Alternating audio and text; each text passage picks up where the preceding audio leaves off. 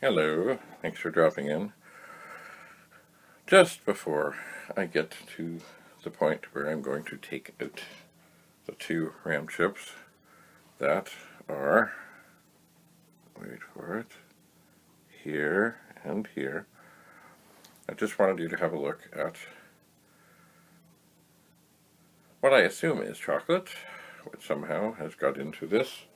Now, was this in a school? I don't know. I don't know how such stuff would get in while the machine is closed.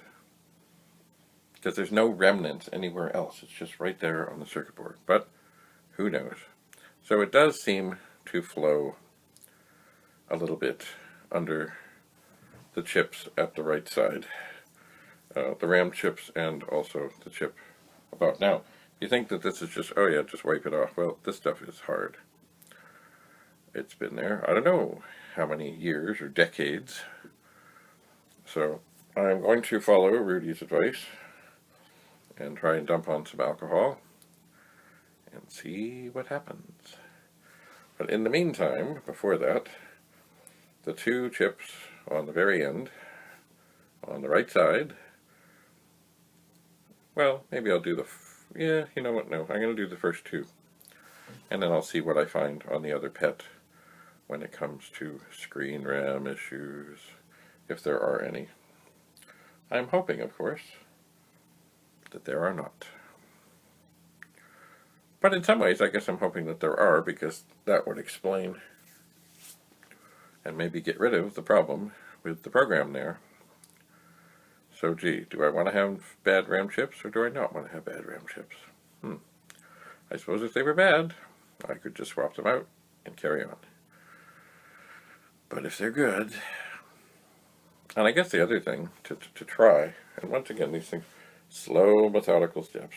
I will do one chip at a time, of course, but I suppose what I should do is after I do one, and regardless of what happens over in the other machine, that I should put a replacement in there, and I should load up one of the programs. I don't have to load up the one that is 8K, because the beginning of the program always ends up looking the same anyway, so I can just load up the small program and just see if it makes any difference. And who knows, it may be that these sockets have been compromised, corrupted. I do have a can of some spray stuff around here that I have not sprayed on there. It's called Electrosolve Contact Cleaner for electronics, zero residue. It also says that it's extremely dangerous, as in the can could explode, it's poisonous, and it's also flammable. So, danger all the way around. Anyway, most of the chocolate, as you can see, is down the right side of the board, and as I glance into the pet next door, there's really nothing there. There are no traces there. But certainly there are traces and things underneath those chips. So, I guess the next step is to pop out one of the RAM chips, put it in the other pet, and see if there is trouble in paradise. We shall see. Thank you for coming. Stay tuned. Bye for now. Hello. Thanks for dropping in. So, here we go. Now, it's funny, as I noticed, as I have this open,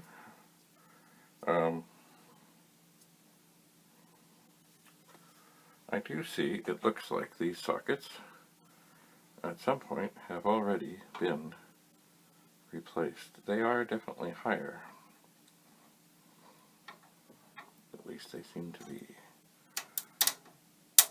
So, I'm going to, with great care, pop out this RAM chip.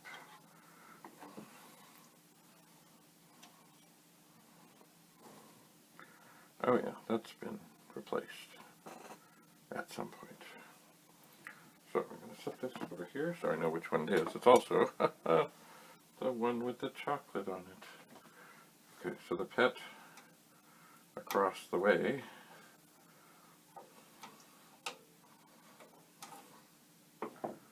is, there we go, off, of course. The pet is off. I will double check the witness mark. I will look at the pins.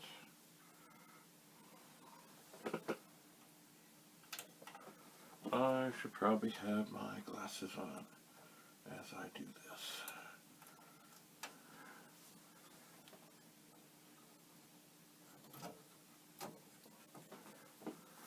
But I did not.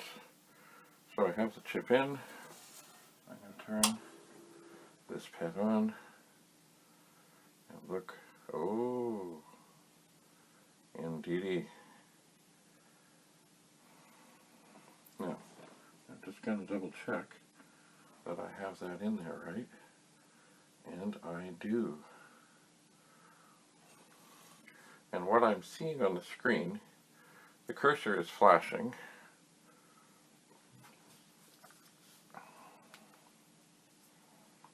But the screen is full of basically just diagonal lines, and the characters that are coming up instead of Commodore Basic are O's and things and stuff. You know, it might be worth having a look at this.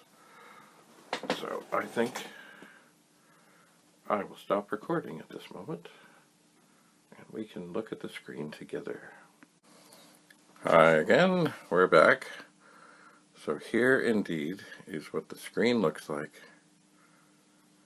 on this pet when I am testing a RAM chip from my second other pet in here. This is not normal. Now, it is, I can see that it's, it's mostly okay in terms of what the cursor is flashing, the machine is working. It's just that definitely there is something very, very wrong with this RAM chip. So, that is nice to know. It is. Is it the end of the line? Is this the only bad chip? Well, I just don't know. Oh, my. It is tempting, of course, to try right now to pop, just because it's good to do one thing at a time. It is tempting to take another RAM chip, put it into the other pet, and then give the program a test, one thing at a time, one thing at a time, one thing at a time.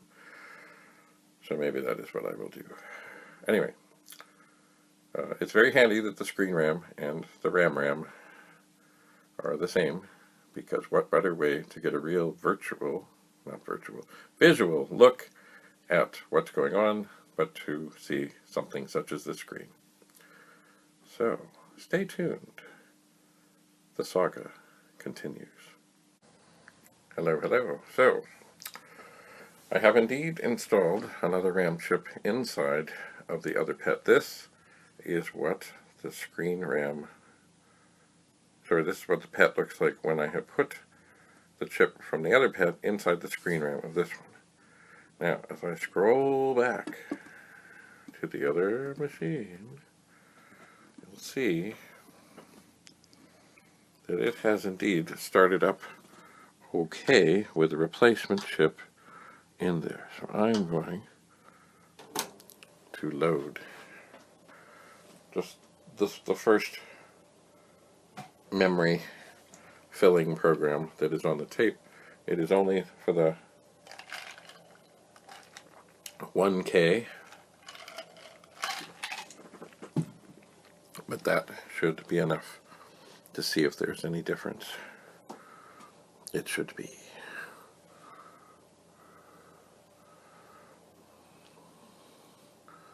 I'm thinking it should be done soon. Aha! It is done.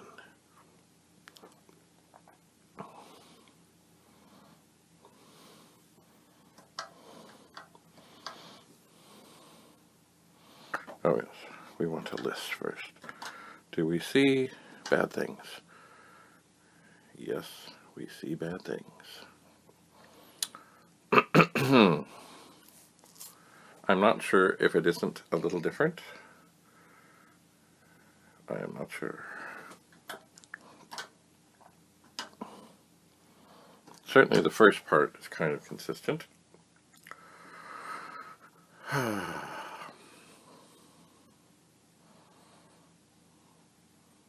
Certainly not a dramatic improvement in what is going on there. Not really.